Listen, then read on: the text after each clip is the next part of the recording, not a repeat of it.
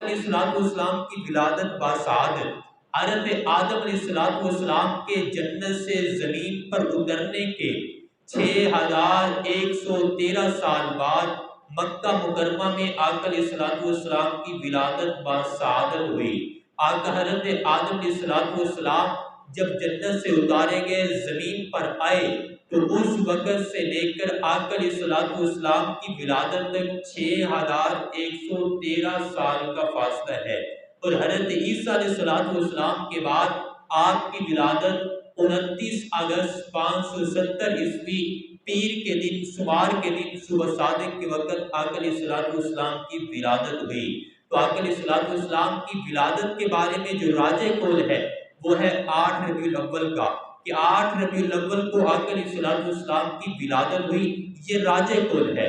अगर से मशहूर कौल 12 रबीउल अव्वल के है कि 12 रबीउल अव्वल को आपकी विलादत हुई, लेकिन ये कमजोर कौल है।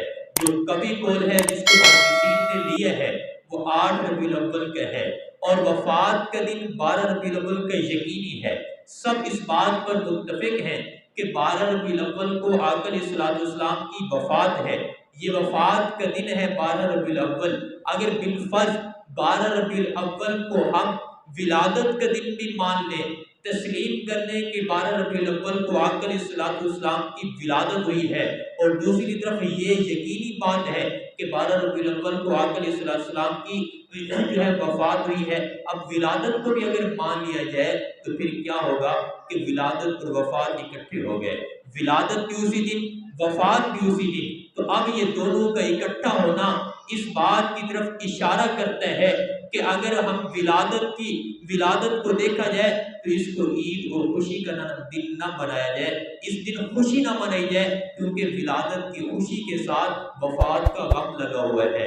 अगर हम इसको वफात का दिन देखते हैं तो फिर भी इसको गम और मातम का दिन न मनाया जाए, क्योंकि जहाँ पर वफात का गम है, वफात की गमी है, वहाँ पर विलादत की खुशी भी लगी हुई है। इसलिए ये एतदाल कायम हो जाएगा कि ना खुशी का दिन बनाओ ना ही मातम का दिन बनाओ, एतदाल के साथ रहो।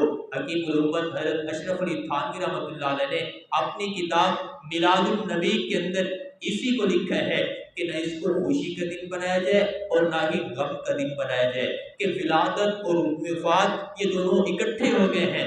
तो इस बात की तरफ इशारा करते हैं कि जब विलादत की खुशी को देखा जाए तो वहाँ पर जो है वफात का गम नजर आता है, जहाँ पर वफात के गम को देखा जाए तो वहाँ पर विलादत की खुशी नजर आती है। तो इस तरह अगर चला जाएगा तो ये इत्तेदाल की राह कायम हो जाएगी।